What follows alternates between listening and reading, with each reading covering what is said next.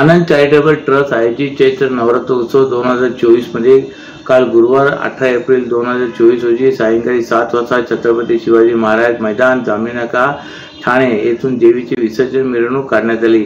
जांभळी नाका, बाजारपेठ, तलावपाडी अशा मार्गावर काल संध्याकाळी देवीची पूजा आरती करून विसर्जन मिरवणूक काढण्यात आली।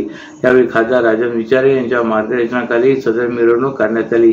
यावेळी शिवसेना ठाणे जिल्हा प्रमुख केदार दिघे, माजी नगरसेवक मंदार विचारे, माजी नगरसेविका नंदिनी विचारे तसेच सर्व पक्षीय नागरिक, भाविक, भक्त मोठ्या संख्येने उपस्थित होते।